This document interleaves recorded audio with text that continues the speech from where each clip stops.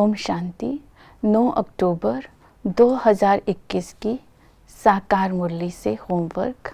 आज बाबा को साजन के संबंध से याद करेंगे। रूहानी साजन हमें मरजीवा जन्म की स्मृति दिलाकर इंद्रिय जीत बनाने आए हैं। तो आज इस अलौकिक जन्म को स्मृति में रखते हुए याद रखेंगे कि हम पुराने संस्कारों से, पुराने संबंधों से मर चुके हैं। मेरा संसार एक बाबा है, जो बाबा के संस्कार सो मेरे संस्कार। इस तरह हर कर्म हम इंद्रिय जीत होकर के बाबा की याद में करेंगे तो कोई विकर्म नहीं होगा। आज की मुरली से जो धारणा का पॉइंट लेंगे, बाबा ने कहा मात पिता को फॉलो कर तख्त नशीन बनना है। तकलीफ की कोई बात नहीं है, बाप को याद करना है और पवित्र रहना है। तो तख्त नशीन कौन बन सकते हैं? जिसकी स्थिति निराकारी, निर्विकारी और निरअहंकारी है, और जो किसी भी परिस्थिति में अपसेट नहीं होता है, वही तख्त पर विराजमान होता है। तो बाबा के दिल तख्त नशीन बनते हैं तो भविष्य में तख्त नशीन बनते हैं।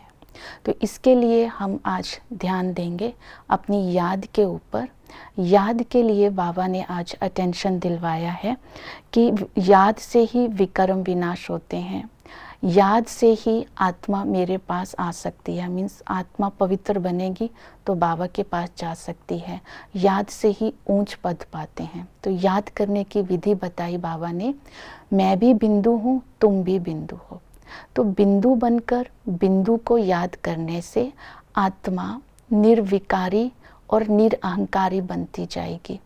जितना ही निर्विकारी निरअहंकारी बनती जाएगी, उतना ही हम तख्त नशीन बनते जाएंगे, अर्थात विश्व की बादशाही के लायक बनते जाएंगे।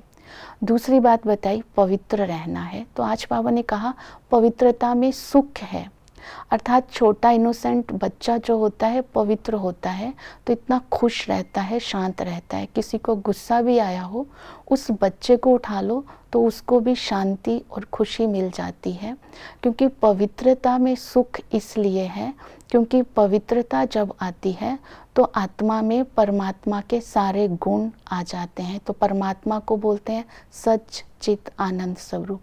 तो हमारे अंदर शांति भी आ जाती है, आनंद भी आ जाता है, क्योंकि हम चैतन्य स्वरूप में स्थित हो जाते हैं।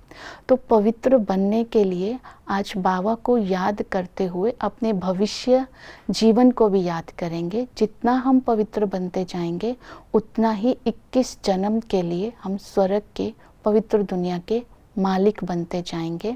तो पवित्रता का सुख लेने के लिए आज अपने अंदर बाहर हमें बाप समान बनना है, ये लक्ष्य रखेंगे।